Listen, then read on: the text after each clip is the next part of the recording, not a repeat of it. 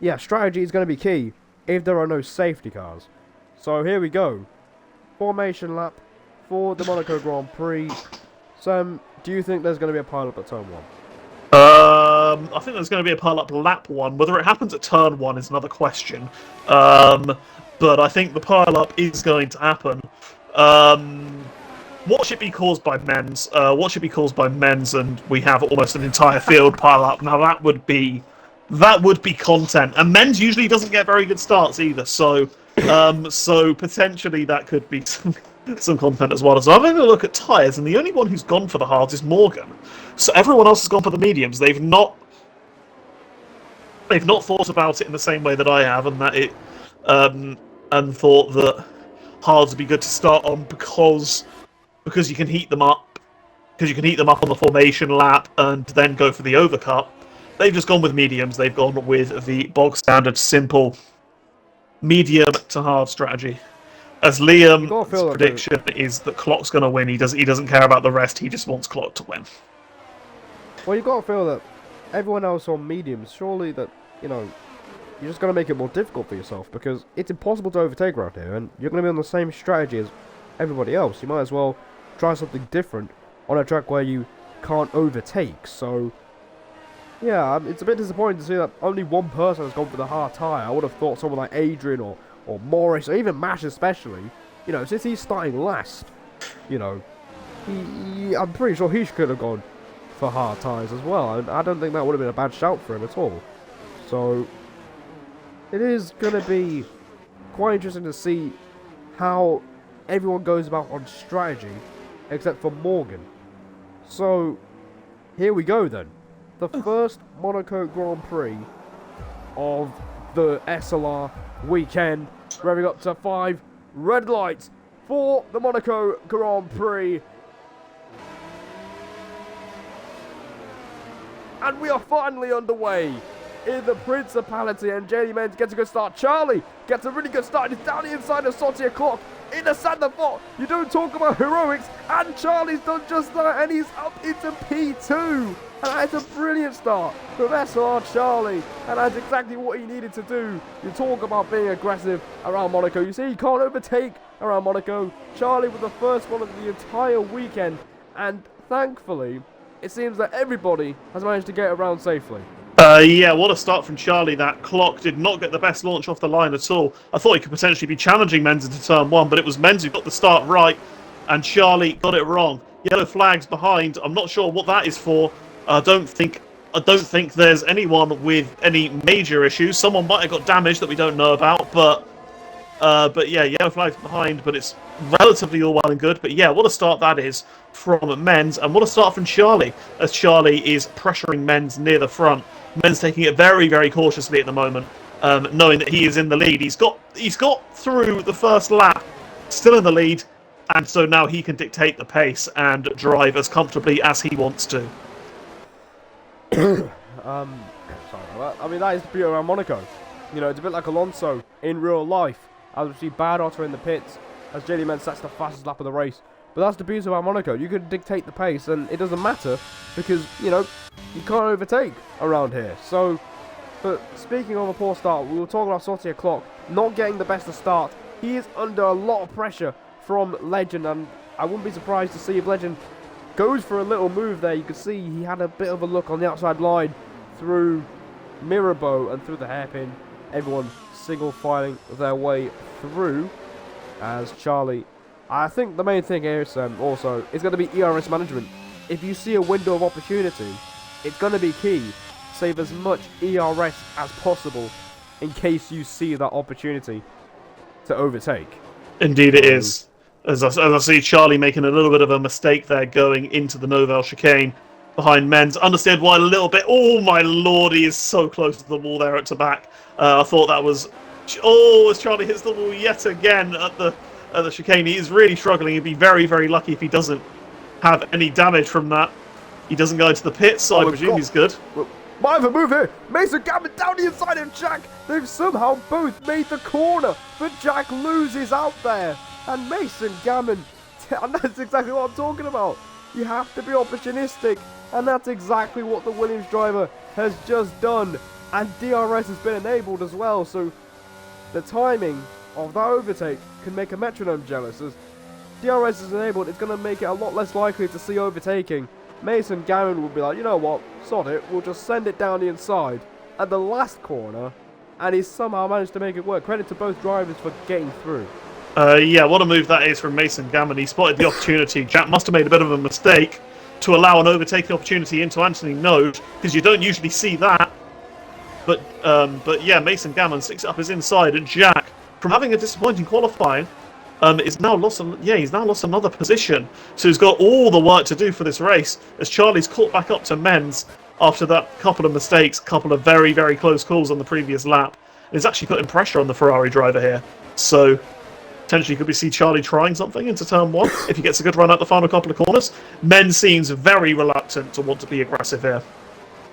Yeah, you can tell. He definitely just wants to stay in front as we got an AlphaTauri off. Oh no, there's a car park. No. There's a car park. Oh no, there is the pile-up. There is the car park. And it is Golden Egg Fryer once again on the wrong side of luck. He has absolutely no luck this season, and it continues to get worse for the AlphaTauri driver. Yeah, and that is a Monaco-esque pile-up if I've ever seen one. That is what we were predicting would happen at some point, and that is exactly what has happened. Golden Egg Fryer and several others.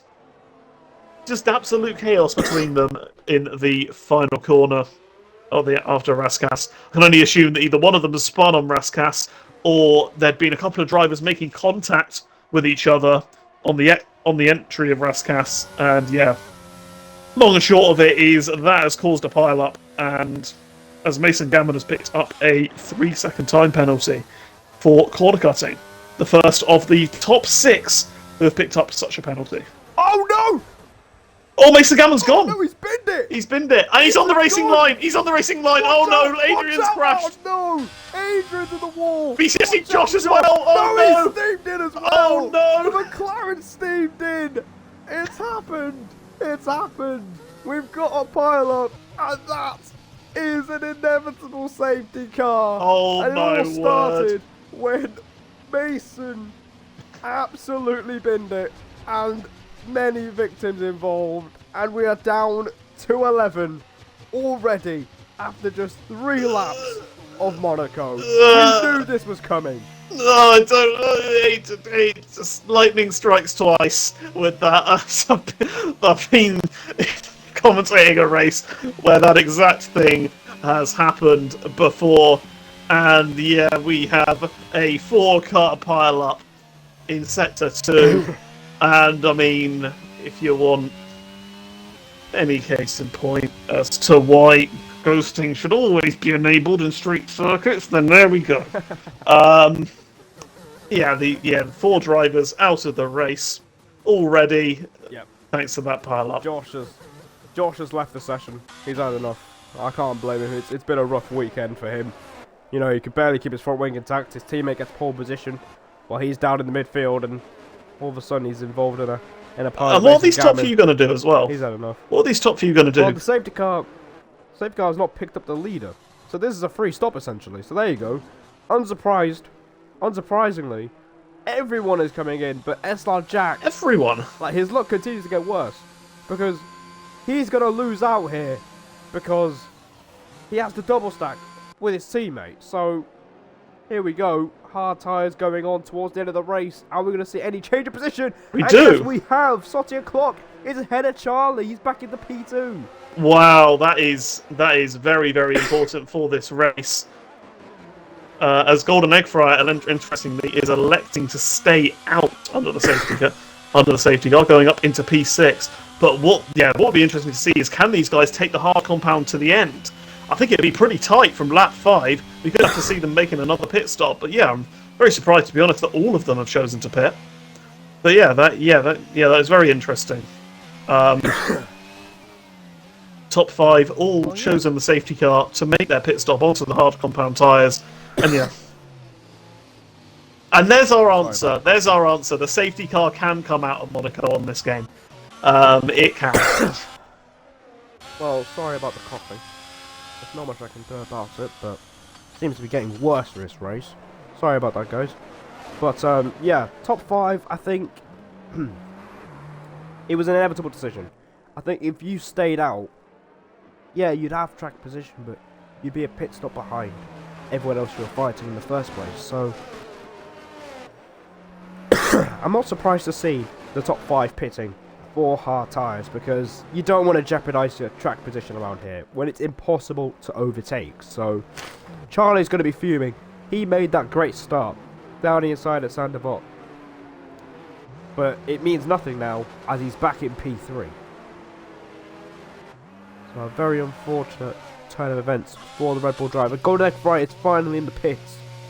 Yeah, he's taking that opportunity to go for that pit stop. Oh, hang on.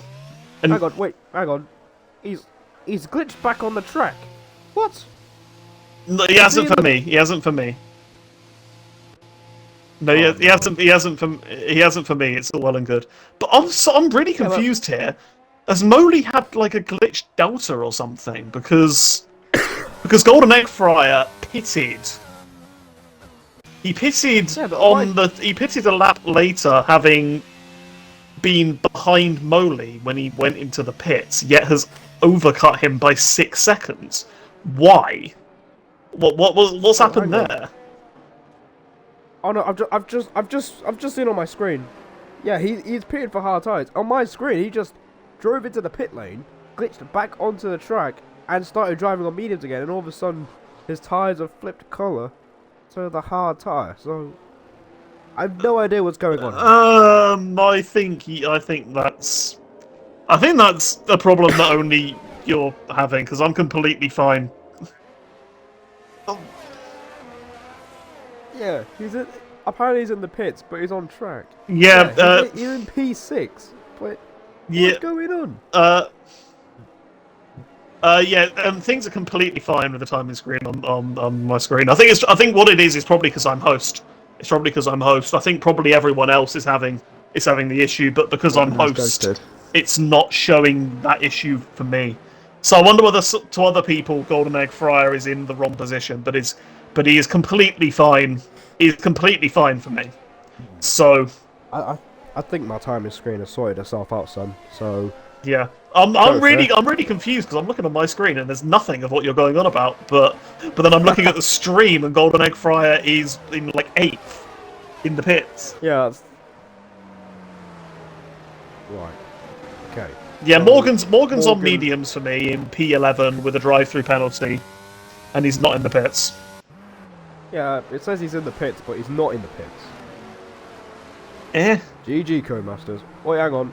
No. Timing screen's going weird again. Yeah. That is weird. Like, I'm not getting any of this myself though. So this is very bizarre.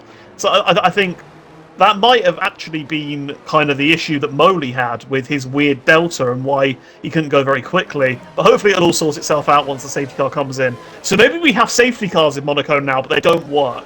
Maybe that's what we concluded, that we have safety cars, but they break the game if they happen at Monaco. All I've got to say about that is, GG Codemasters, absolutely phenomenal game.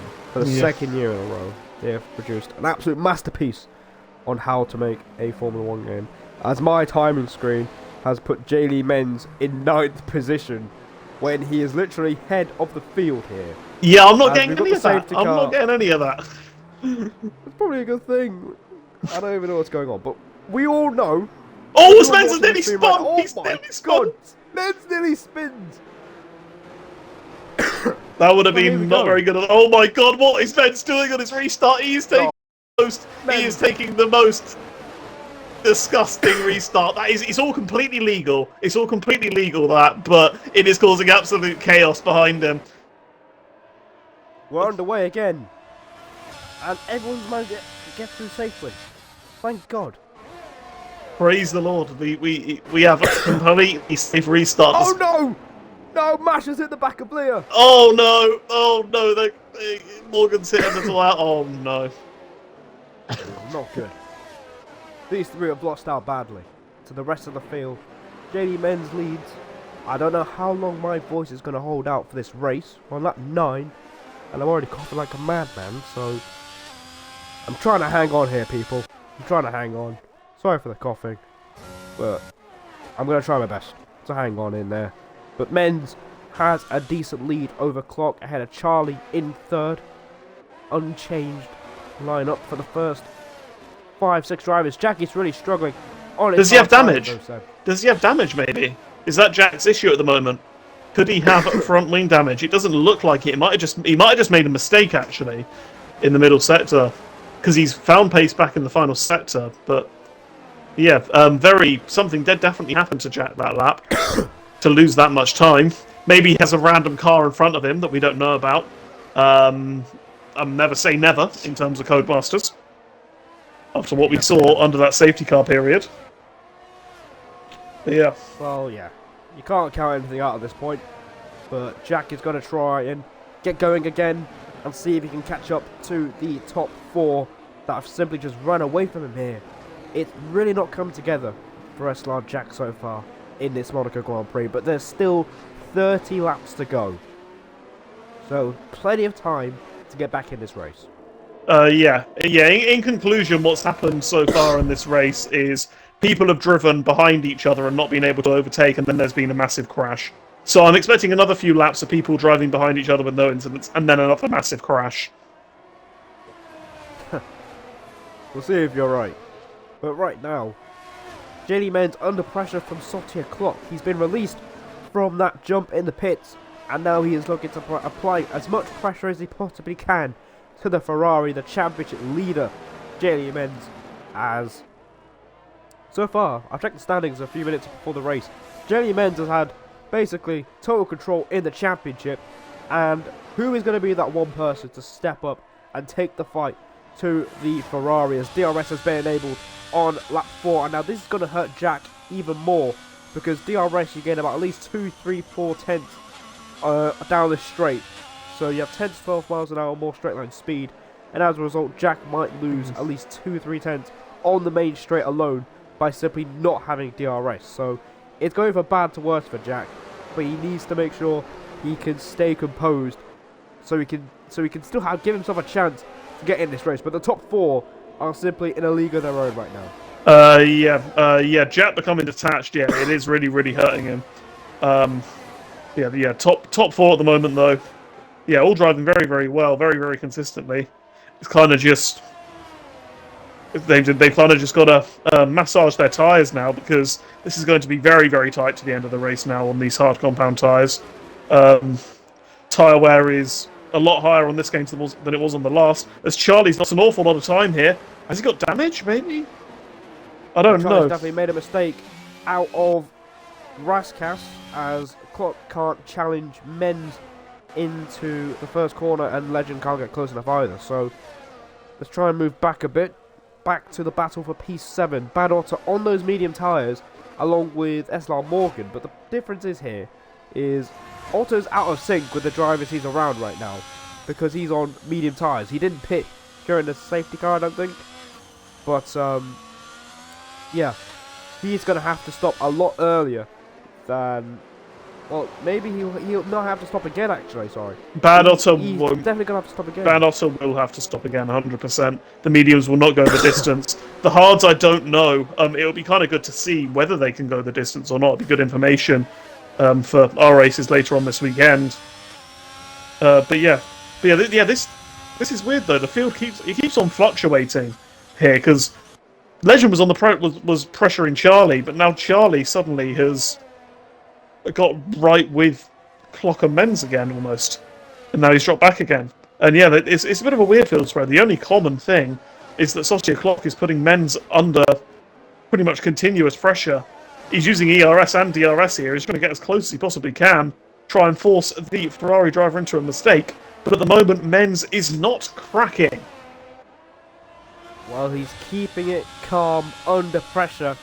And look how close Clock is to the Ferrari. So close. You can almost put a piece of paper in between the two cars right now. That's how close they are on the racetrack. JD Menz has 86% ERS, while Clock has 67. Yeah. So Oh, Menz has lost it! Oh, Menz has lost Menz it! has made a mistake! And Clock's hit his back end, and we don't see any damage visually, but has that given Clock front wing damage? Because Menz lost it on the exit of the Grand Hotel hairpin, and that could be really, really crucial for this race, because if Clock has picked up damage from that, then that would be a cruel way to end his charge, but I think he might be okay. He's closing in on Menz still, and as Menz picked up rear wing damage from it himself, it was quite a hefty whack. They'd be very, very fortunate, both of them, to escape without damage, but yeah, the first sign of Menz not feeling 100% comfortable in this race here, and that is a mistake. I literally said that he was keeping it calm under pressure, and then he does that. The commentator's curse really does strike in these Division 2 races, honestly. It's absolutely ridiculous. As lap 14, thankfully, Sauter Clock has still got a fighting chance to win this Monaco Grand Prix. Yeah, that would have been a horrible way to go. That would have been a horrible way for your chances to end, really. And I think Menz will probably feel a bit bad about that as well, because it's obviously not deliberate by any means, but you would not like your main rival to be out of contention over a mistake that you've made ahead of them, really. But yeah, that just wouldn't be ideal for anyone. But yeah, what it does mean though, Charlie is close right up to them again, and so we have Charlie's a three-way fight. Yep, we might have a three-way fight for the race win, as Charlie is now within DRS range of Sauter Clock. Unfortunately, that means Legend is going to drop back as well, so he might have a very lonely race in P4, which is where he qualified, unfortunately for him, but these guys have got to think about the long game here. You know, Clock might be putting pressure on Menz, but how much energy is he taking out those tyres? How much energy is he using lap after lap? You've got to think about the long game when you pit early for a set of hard tyres, because you don't get to the end of the race on those tyres. You know, if you have a crash anywhere or if you collide with someone, it's a race ender.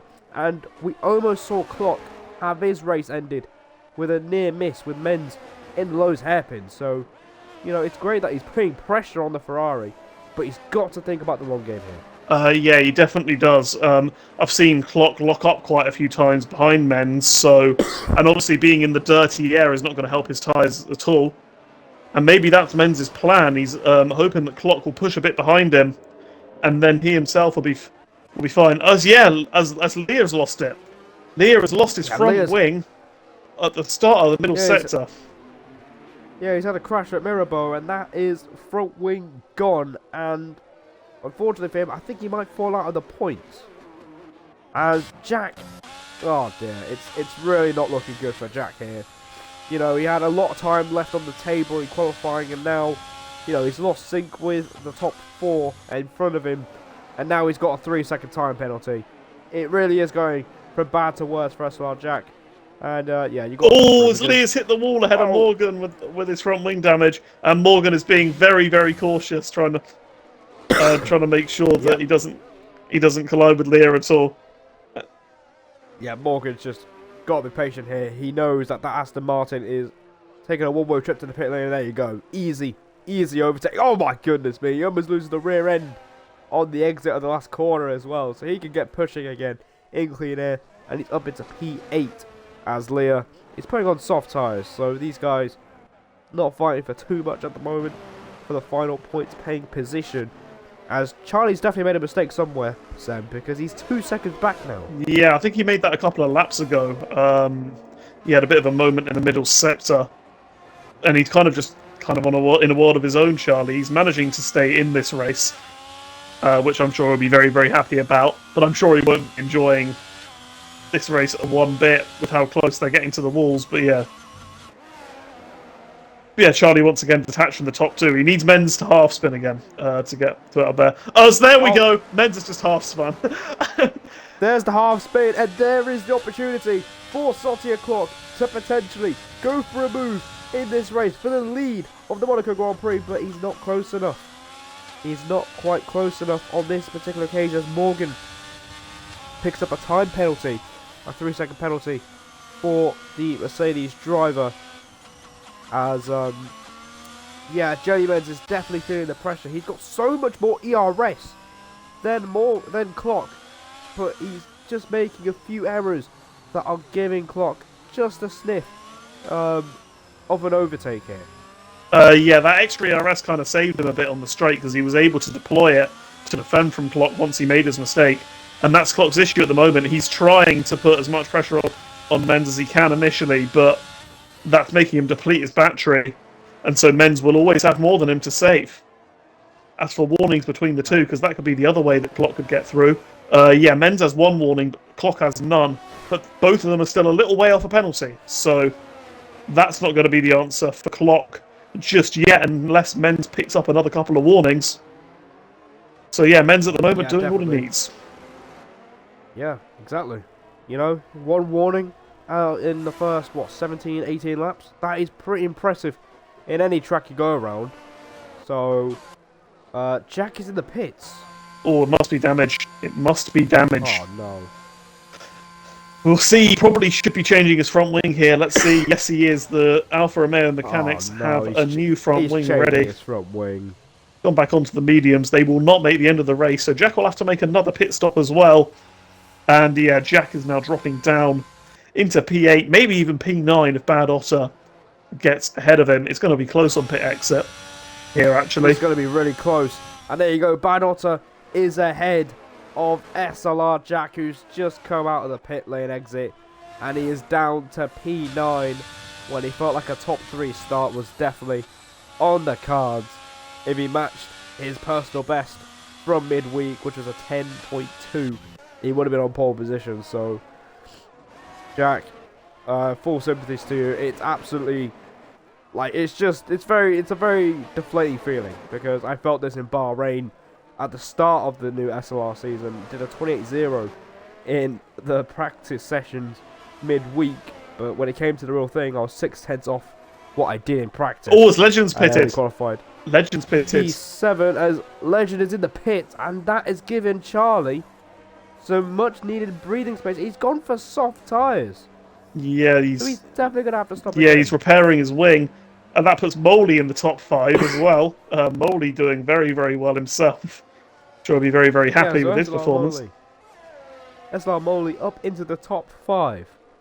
And I don't think he even got into Q3 either. So, yeah, there you go. Just an example of how Monaco, qualifying, high up the grid is all well and good, but keeping it out of the wall for 39 laps where your concentration needs to be so high from the first lap to the last is so important. And we're definitely seeing some drivers having a few lapses of concentration, which is completely costing them the entire race. And a lapse of concentration is something that Jelly Menz has had a few instances of while leading this race, but he's still in the lead for now. As he has another moment. He has another moment. Yeah. Another back end loss there for the Ferrari, but he's got so much more ERS, and he could just use it down the straight. And this is playing into his hands, because he's giving. Although Clock's got a run here. Small windows. Does he have a run? Hang on.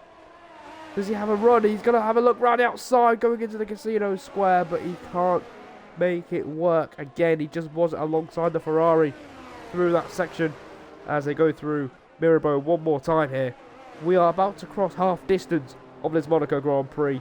15 started this race. We've got 11 still standing in this race, and there's still a lot to play for it. As Jack has, I think he's pitting again, Sam, for soft tyres, but meanwhile, his teammate could look for a move that could help him propel himself into the lead of the race through the Novelle chicane, but he thinks better of it. Still a long way to go in this race. Like I said, we're just barely. We're about to cross half distance here to start lap 21, and Clock knows. Oh, it's Menz hit the wall. Menz slightly tapped the wall. Is that damage? Is that damage for him? That is. That's a good call, Sam. He's hit the wall. Another mistake for the Ferrari. Oh, he is living very dangerously here as J. Menz. He is living so dangerously in P1. He's been very, very close to the wall several times, and that is his first tap of the barrier. And could that be? And he's going to be hoping that he does not have any more taps like that, because one tap slightly too hard, and that could be some of his front wing gone, and then that could potentially be all Clock needs to have a decent run Yeah, as he the would have legend at just fastest lap. Yeah, he would have just crumbled under the pressure that clock is putting him under. So it's pretty much the safety car restart. And, yeah, clock, basically, he just needs to keep doing what he's doing, but he just needs to manage the ERS as well. If the opportunity, arrives for him, because he's definitely working towards it as we have crossed half distance here in this Monaco Grand Prix. Charlie could still get in this race if one of these two get a time penalty, as Jack sets the fastest lap of a 12.8. As you can see, clock here really close behind Jaylee Menz, and you have to wonder, Sam, it's surely a matter of time before he gets the job done. Oh, I'm not sure. It's Monaco. He's not really got close to trying a move. He's got close to Menz, yes, but he's not even drawn alongside him yet. And Menz at the moment, with his battery advantage as well, he's doing exactly what he needs to do. But my word, this is seriously impressive stuff from Clock to keep up this pressure for this long around this track. And yeah, He's probably driving for his life right now. Monaco is one of those races where you want to win. It's the one they all want to win. Of course, the race. It's the one Clock definitely wants to win as well. I know that. Yeah, you can definitely tell. You can definitely tell with the way he's putting pressure on a driver that has so much more ERS than him. And I think now he's starting just to hang back a bit, charge up the battery before he goes on another attempted assault on the Ferraris. He gets a good run out of the Nobel chicane towards the back. He's closer than he's ever been here. He needs to keep this up, going on to the start finish. He needs to keep this up, going on to the start finish straight. He's effectively pushing him through the corners, but going in a Rascasse. You know, Aravis immortalised the Rascasse overtake around there, but he's not close enough to make it happen, and you can see using a bit of ERS on the exit, but unfortunately, again, he just isn't close enough to draw alongside the Ferrari. You know, he was so close at the exit at the back, but maybe all of this pressure is inviting Charlie in, because Charlie he's basically got a full battery of ERS, and he could definitely use that to push and try and catch up to the top two here. Oh, as Menz goes wide yet again, he's inviting Clock here. He's inviting Clock little by little. As Legend has made it past Morgan here, he's got a corner cutting penalty whilst making that overtake, so I'm not sure how legitimate it was. But yeah, Legend moves up ahead of Morgan into P6. Well, Legend looking to make moves on that soft tyre, trying to make it work as he has to stop again, either for the hards or the mediums, because those soft tyres are definitely not getting to the end of the race. As again, you can see Clock literally being so close to the Ferrari in the middle sector. And through the final sector, though, it seems like Jaylee Menz has some sort of an advantage. As you can see there, he's a little bit late on the brakes in the Ferrari. But again, it's to no avail. He can't get close enough. And this has surely got to be frustrating, Clock. It's got to be really frustrating for Clock, yeah. He's pushing as hard as he possibly can. And yeah, at the moment it is just staying at 3/10, as we could potentially see another move from Legend here, as he's right on the back of SLR Moley. Moley might not have to pit again, but Legend will. But here we are. Can he send it? Moley could just decide to let this go if he wants to. He doesn't have to fight him at all, as he made the point that he definitely has to stop again compared to the Williams. But Legend definitely wanting to make some moves. He's feeling brave, he's feeling dangerous. But meanwhile, back at the front, Sotia Clock again so close to Jaylee Menz. Surely he's rehearsing this for when he does make the move eventually, as Leah out of the pits, and oh my goodness me, he's made contact with Morgan. Oh, and he's made contact again, and he's hit the wall. Leah's in the wall.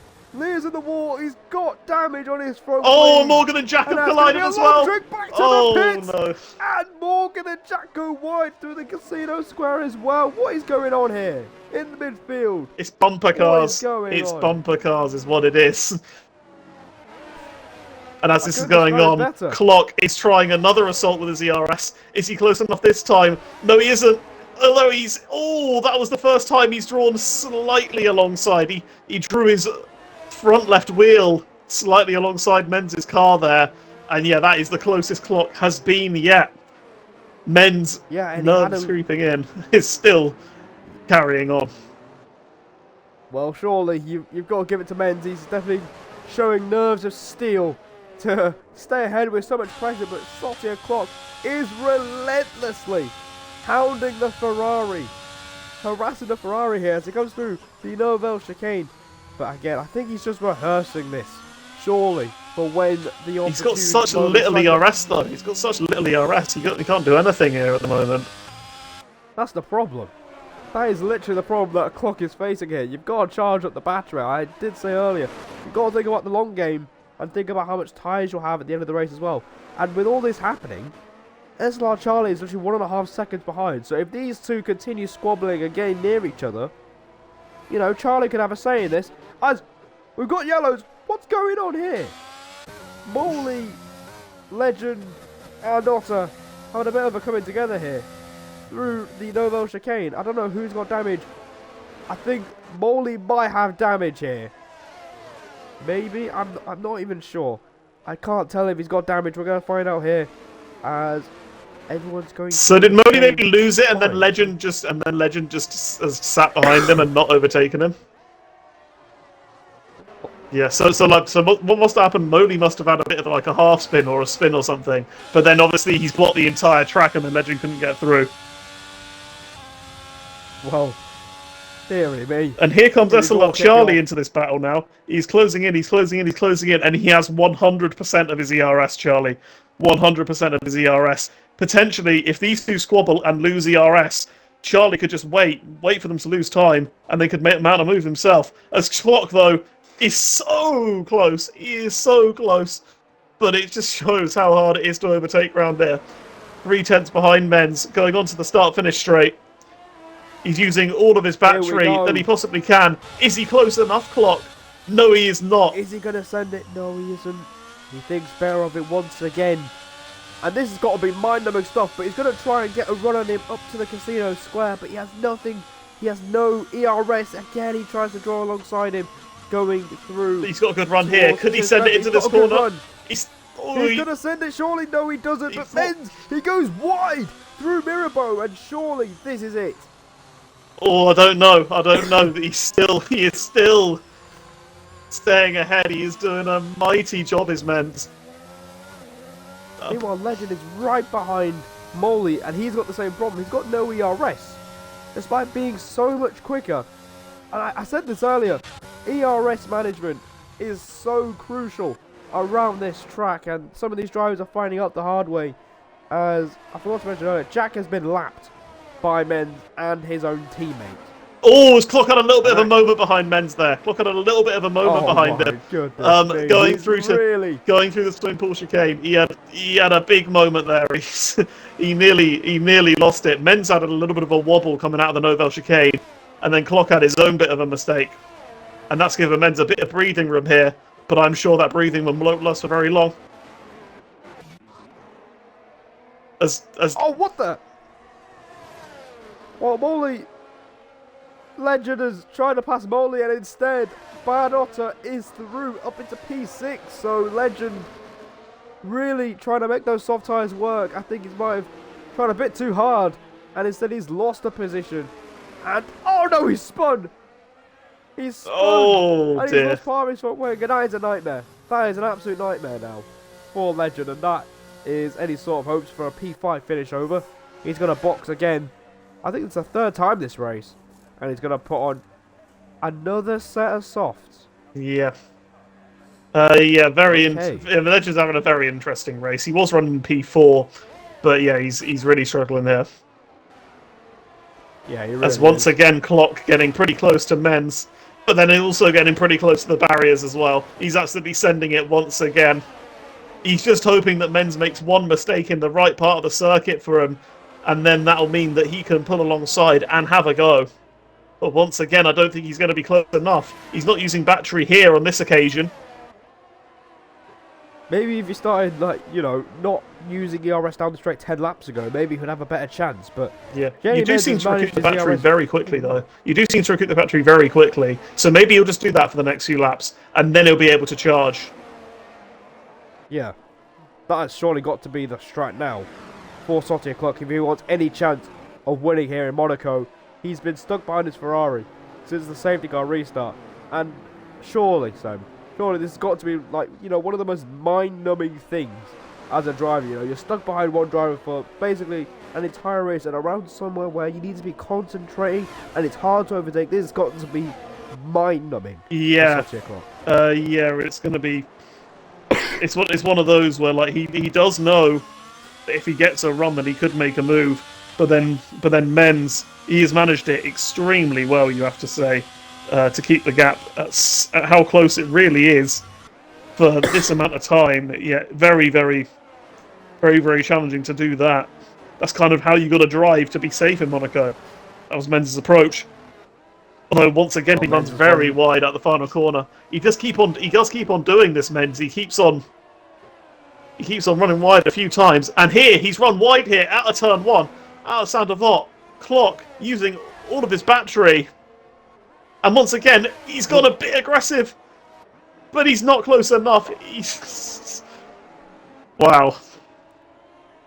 He's really looking for it, and, you know, maybe one mistake from Menz, you know, it's all he needs to get past. He might not have as much ERS, but around Monaco, we saw it earlier with Mason Gammon. Before he had a crash, you've just got to just lick the snap and send it. You know, maybe you've got to be a little bit opportunistic for when he sees another mistake from the Ferrari.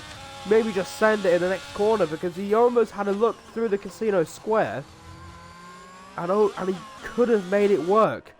But, you know, he's knocking on the door. He's been knocking on the door for a number of laps now, and Charlie is slowly reeling them in. 1.7 seconds off the lead. Clock is so close here. He is so close here. This is as close as he's ever been out of the third sector as they start lap 31. 9 laps to go. Jalen Menz has led from the start to the current lap, which is lap 31, and is 9 laps away from recording a huge win in Monaco, which would help extend his championship lead, which is already a ridiculous margin after just 6 races. But it is just an emphasis on how good he's been, how consistent he's been so far this season, and he's looking to add another win to his tally here in Division 2. But Clock is not letting him have it easy. Not at all. He's not letting him have it easy at all, and I'm really surprised that Charlie has not tried to use his ERS here to close back up. But hang on a minute, Clock's got a run on him. He's going around the outside of the Nobel chicane. Round the outside. Oh, he couldn't quite have the turn in to make it happen, but he's really, really sending him a message. He's like, hey mate, you might be leading this World Championship, you might be leading this Grand Prix, but I'm not letting you have it easy here. And that's exactly what he's showing Menz here. Oh no, they've made contact! They've made contact! Oh wow. Oh wow. Oh dearie me. Otto Molly scrapping out for P5 in this Monaco Grand Prix. Otto is going to try and absolutely send it. He's got a run on the Williams. Is he going to try a Sergio Perez dive bomb? But he thinks better of it, and he's going to try again another lap. Meanwhile, Menz is still under huge pressure from Sauter Clock, but Clock has no ERS. But Menz has gone really wide again. But Clock doesn't take advantage, and again he goes a bit deep, and surely he just needs to keep himself composed. It's easier said than done, by the way. It is a lot easier said than done, but credit to Menz, he's hanging in there. Charlie just 1.5 seconds off. You've got to use the battery here, man. Surely he's got to use the battery if he wants any chance of winning this race. Because if both of these guys gets a penalty, and he stays within. Oh, Menz has lost a bit of his wing. Oh, he's gone wide to back. He's lost a bit of his wing. There it is. This task has been made 10 times harder for JD Menz. There's 7 laps to go. There's no reason for him to pit. He'd lose out too much. But now he's lost his wing. This gives Clock the opportunity he needs. He would have seen that end plate fly off the Ferrari. And so now, entering lap 33, this task is made so hard for Menz. This could be Clock's chance. Surely he's going to get him at some point. He's a piranha that smells blood in the water, and he's definitely under the influence, and he's going to try right outside, going through the casino square. But Menz is really struggling here. But surely, Clock has surely got to make the move. But Charlie, crucially, is within 1 second, barely. Clock has got to make this move happen. He is losing so much time. Menz is all over the shop here. He was under so much pressure since the safety car restart. And now that pressure is finally manifesting itself on the track. And surely Clock has got to take the chance here. He's forced the Ferrari into a mistake. Can he make the move? Because this is around the time where it matters. This is the time that matters. Menz is going to be struggling really hard. He's hit the same wall where he lost a bit of his wing from. So all he needs to do, Clock, is set him up. He knows that he's going to be slow. He knows he's going to have a lot of understeer through these last 2 corners, Menz. And that could be all that Clock needs. We saw how much quicker he was going up through Beau Rivage. And yeah, I mean, this is going to be so tough still. But it's going to be so tough for Menz to keep the position. Yet again, he understeers out of Saint-Devot. And this, once again, could be it from Clock. He needs to take a bit of a risk here. Menz is going very, very wide. Oh, they made contact! They've both got in the wall.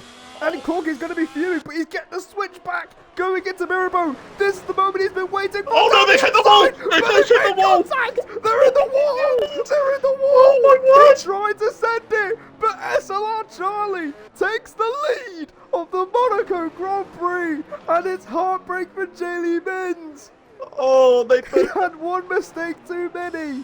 And now the chances of victory are gone with 6 to go. He's reversing through the hairpin. Oh no! Saucy Clock is going to be fuming at himself. All that time, sat behind Menz, pressurising Menz. He went for the move, and it doesn't even work out for him. You've got to feel for Saucy Clock here. But, oh my god, Legend! And Morgan having a proper scrap here. Morgan is desperately trying to defend P7 from Legend, who's trying to recover something from this race. But once again, Sam, a Ferrari will have no front wing. Oh, Clock's gone wide. Dear. Clock's gone wide again. He's had a moment in the final corner. I think he's made contact with Leah as well.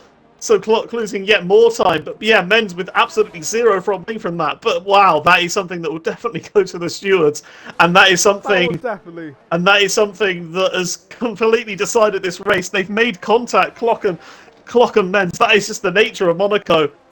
It's one you can analyse all day, but what it has meant is that SLR Charlie has an absolutely massive lead here of 14 seconds.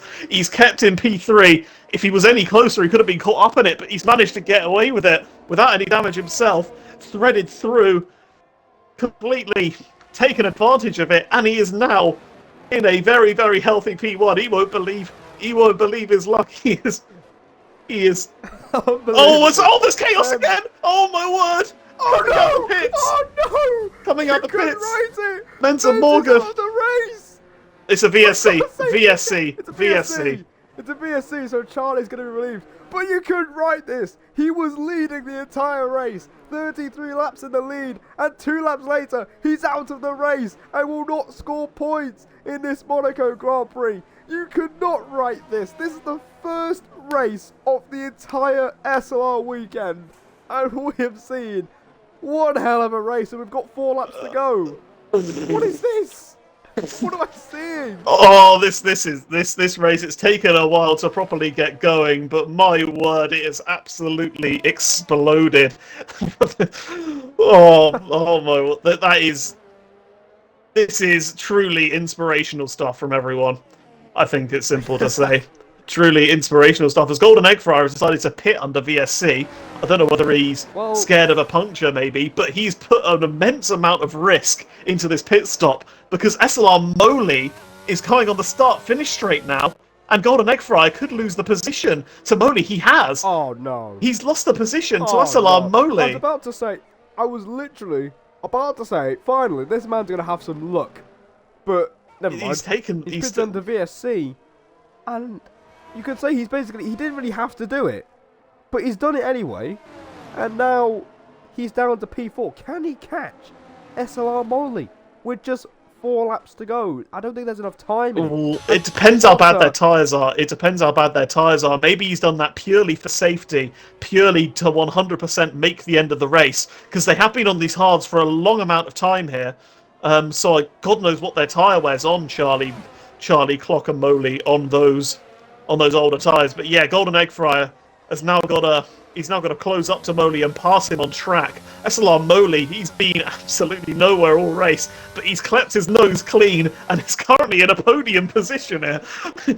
that would be a hell of a result for the Williams driver if he can hold on to that. Well, that would be unbelievable, but he's got 3 laps to go. He's got to hang in there. But, you know, what a race we have seen here, Sam. It's the first one of the weekend, and I think if there's any takeaway from this Monaco Grand Prix in particular for our races later on in the week, just keep it out of the war. I think that's got to be it, surely. That has surely got to be the biggest takeaway here, because Jamie Menz hit the wall, and that was the opportunity for Sauter Clock, and he went for it. But they made contact, and they went into the wall. Charlie managed to scrape his way through, and now he's leading this race. I think most of the drivers have been lapped. So everyone up to SLR Morgan have been lapped in this race. Legend, Charlie's not going to risk it.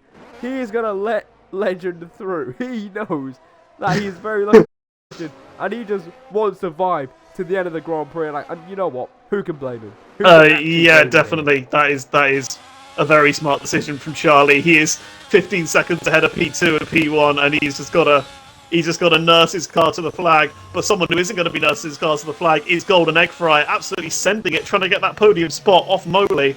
The gap is just 0.4 of a second here, going on to the start-finish straight, going into lap 38. Can Golden Egg Fryer get the run on Moley? How hard is Moley going to fight this podium? He's going to be on so much better tyres as Golden Egg Fryer, and this could be a hell of a battle for the final podium spot. Well, can he get it done? It's one thing to be quick around here, it's another to overtake. And we have seen an attempted overtake go wrong earlier in this race with Sauter Clock and the former race leader Jenny Menz, but look how slow Moley is compared to Fryer, but he's going to think better of it. But he's running out of corners and he's running out of time. It's basically a now or never scenario for Golden Egg Fryer if he wants to get a podium here and, you know, have a result to smile about, because he's been very unlucky so far this season. But meanwhile, last lap of the race for Charlie. As here we go, Golden Egg Fryer into the Novel chicane. And here's Fryer for P3 round the outside. They both get through the chicane. Can they both get out of the chicane? Yes, they do. Fryer gets the run, going into the back. He's done it. Golden Egg Fryer moves into P3, and he's basically shut me up about that pit stop. He's made it happen, and he's made it work, and he is onto the podium. Wow, what a move. Moley was very, very respectful there. He gave him the run going into the back. And yeah, that is Golden Egg Fryer up into P3, up into a podium position. And yeah, he has reclaimed the position that he lost going into the pits. But now SLR Charlie going into the Novel chicane in the last lap, he is taking this more cautiously than I've seen anyone drive a Formula 1 car. He is not taking any risks whatsoever in this middle sector, in this final sector on the last lap. He is just crawling home.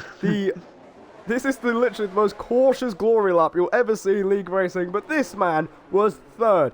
He said 30 minutes before the race that, oh no, I've got a race in half an hour. But today, he's going to get the result that he never would have believed of if you told him what would happen. SLR Charlie is a race winner in Monaco, and I think he won't believe it at all. And that is an unbelievable result for the Red Bull driver. Sauter Clock will finish in P2. It's a what could have been for him. He definitely had pace to win this race, and he went for the move, and it simply didn't work for him. Meanwhile, Golden Egg Fry, who I said earlier, has absolutely no luck whatsoever, is going to take a podium for the first time this season. And Sam, mate, what a race.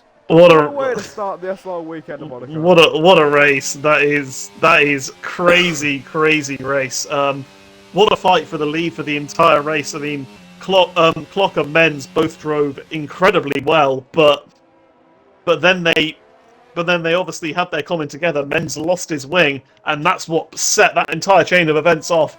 Charlie, generally, we were questioning why he was waiting back with his ERS, because he could have got into the DRS of the two ahead of them, but he was biding his time. They came together when battling wheel to wheel, and that has got SLR Charlie the Monaco race win. But wow, what a race that was! A breathless last 5 or 10 laps. And in the end of it, it is SLR Charlie who are the victor. Can everyone please make sure they've ticked their boxes for the podium interviews? As What a race. oh, Unbelievable. Unbelievable. And there is your race winner on the top step of the podium. SLR Charlie. Probably the most unlikely win I've ever seen in league racing, that's for sure. But, good lord. What a way to start the weekend. Hope you guys enjoyed that. Watching the stream. For the drivers, well done for surviving. It's awful around here, but good lord. I'm going to need to lie down. yeah. But, guys, could you make sure you've ticked your boxes? That would be great. I Yeah. think we've got everyone in now. How do we want to do it? I'll do third and first. You do second. Maybe. Yeah, I think my voice might not hold Yeah. out. Do you want me to do all of them then? If your voice is screwed.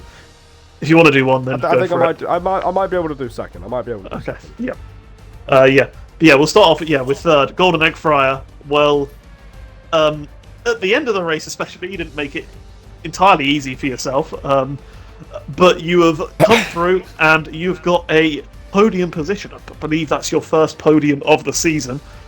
And yeah, I mean, well done. First of all, congratulations. Second of all, how do you feel with this result? How do you feel with the drive? We saw you kind of just generally just in a world of your own for the entire race. Like, I imagine just trying not to hit any walls for the entire race. And yeah, that strategy worked quite well for you. Yeah, pretty much. Yeah. I saw Molly was losing a bit of time defending from the likes of people like, I think, Legend pitted, and he came quite close to Molly. I think Bad Otter was right behind him for quite a while as well. So it was more just, making sure that, keeping it out the walls and making sure that I wasn't taking too much out of the tyres. Obviously, with the early safety car putting the hards on, pretty much right at the beginning of the race. And yeah, I was in a bit of a world of my own. I thought, well, just in case something happens, I'll start saving a bit of the ERS. Then the SD came out. Thought I had enough time to get out in front of Molly, but obviously miscalculated that one. And I thought, for how long Molly had kept everyone behind him, what I'd seen for the entirety of the race, I thought, the podium was kind of out of the question. But yeah, I think he had a bit of a bad exit going into the tunnel, and then I just laid down the ERS and just saw the gap and just went for it. And then thankfully, nice clean racing, good driving from Molly's part.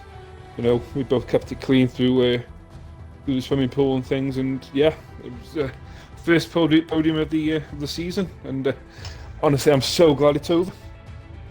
Hopefully this is the start of an upturn in fortune from your season. I think it's no secret that you've not had the best start to the season in terms of the luck. I think certainly the pace has been there. The pace has been there, and you finally shown it with a good result on Monaco. Yeah. Well, I mean, when I've got pace, I bottle it, and then when I don't have any pace, I just keep it clean and get lucky. So, I think we learn from this experience, and just don't practice, don't get any pace, don't get any confidence, and then that's it. I might get second next week then. Well done anyway, mate. Great result for yourself. Cheers, mate. Thanks. Well done. Well done, Fryer. Cheers. Podium there, but we're going to move on to our second place man here today, and that is Sotia Clock. Clock, you were literally hounding JD Menz for literally the entire race, and you had that one moment to pass him. So it's still P2 on the day. Talk us through that move, because I think that's going to be the main talking point from this race. Yeah, I can understand that. Yeah, I think I was behind him for so long, just trying to find a gap because I was quite confident with my pace even before the race. I knew I was going to be quick, and I think, without wanting to sound arrogant, I think I was the quickest driver, at least in the race today. Obviously, Mens was quicker in quali, but yeah, I was behind him the whole race, just trying to find that move, and it was literally impossible. I was close to him a couple of times, just had to wait for a mistake. He had some slides here and there, but never the big one. And then he collided with the wall in that left hand. What's it called again? To back. Back. Yeah, thank you. To back. And then he collided into back the lap after again. And I was like, yeah, I have to go for it now, because even with wing damage, it's possible to defend there. And I thought that I have to make the move as quick as possible, because obviously the closer you get to the end, the more aggressively he's going to defend. So yeah, he went a bit wide in the casino section when I tried to go on the outside and just went out of space. So I got a bit of wing damage there, trying to overtake him, and then he was really wide on the right hander.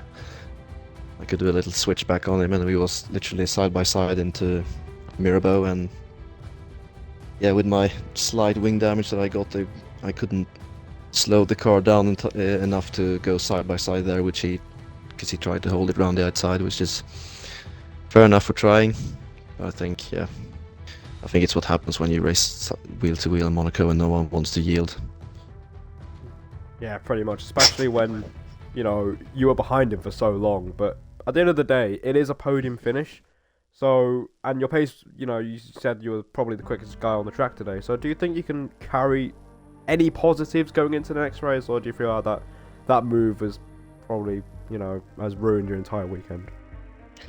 No, I mean, I'm still P2 and quite far ahead of P3, and fair play to Charlie for winning, but I mean, I don't think I can carry too much momentum from Monaco, because I always know when we get to Monaco that I'm going to be quick, because I'm always quick here, and it doesn't really affect the rest of the races. So I'll just try to see what happens next week. But yeah, it's a bit bittersweet in the end, because I had so much pace, and I was, didn't make a single mistake the whole race. Didn't even touch the wall until that overtake attempt. So, but yeah, it's a shame we collided. But obviously it was a bit worse for him. So I'm sorry for to Mens as well for not getting any points at all. But yeah. Well, I think it is what it is. I think when you're racing around Monaco, and you had that one chance, and unfortunately, it didn't quite pay off. But I think it's still a good result. So I'm going to pass on to Sam for the race winner. What a race for yourself, Charlie. You spent most of the race kind of just after the safety car, kind of just by yourself in P3, waiting for the top two to make a mistake or hit each other, and then they did, and you won. So how do you feel? Yeah, definitely didn't expect to be in this party after the race. Quite easily the most boring race I've ever done, but I kept myself out of trouble. With qualifying, it was I couldn't believe I was third. To be fair, I got a good launch off the start. I got past clock, and then when the safety car came out, obviously everybody pitted, and Jack kind of slowed me down when he was coming out, so clock got out in front of me. So then I thought, well, I'll just have to settle for third, because obviously, like we saw with clock and Mens, you don't really see many moves around Monaco. So yeah, I was just biding my time. I didn't use a single bit of ERS, because I thought I'm not as quick as these two up top, so I'll just hope they'll just crash into each other.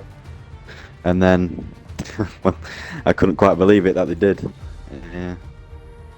So yeah, I couldn't believe I didn't hit them either. When I went round the corner, I thought I was going to hit at least one of them, but I somehow got through. And yeah, I was like 20 seconds clear, because obviously it was there was a big gap to third, and them two collided. In the last couple of laps, I absolutely, I don't know how to put it, crap myself. I sort of saw the safety car come up at the top. I thought, no way. because obviously I was so far clear, but obviously it was only a virtual.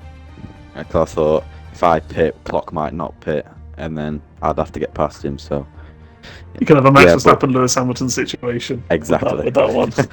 it was horrible. But even to be on the podium on a pad is a dub in the end. So yeah, good race. Yeah. Your first win in the division, and what that does do is, with Men's not scoring any points, is it slices the gap to him suddenly, and yet now you're in P2 in the championship, and you are now like 35 points behind Men's, I think, or 45 points behind Men's, something like that. You've closed in massively on him, and yeah, potentially game on. And I know you like Baku, which I think is the next track. So, how are you looking to kick on from that? You got your first win of the season. You've had pretty good positions in previous races to be up there as well. What are your thoughts going forward? Yeah, like you say, I do like Baku next race, but it's one of them things. I don't know how quick anybody else is around that track, because obviously a new division this season. You never know, I might have used up all my luck in Monaco, because, like I say, I didn't expect to be up here this race, so might not go my way next week. But yeah, we'll try and push Men's all the way if possible. I know he's obviously got quite a big gap, and he's definitely one of the quickest drivers, but it'll be tough, but we'll give it a go. Well done on the victory. Thank you. A very, very weird race, but I think that was enjoyable. I think that was a very enjoyable Yeah, it race. definitely was. Yeah, my voice was almost gone halfway through. I don't know what the hell was going on, but we managed to get to the end of the race, and what a way to start the SLR weekend. And join us again next Friday for Division 2 action in Baku, and I'm sure that'll be another chaotic race. So congrats to the top 3. Cheers, guys, for your perspective of the race. I hope you guys enjoyed that race, and we'll see you guys in the next one. Take care.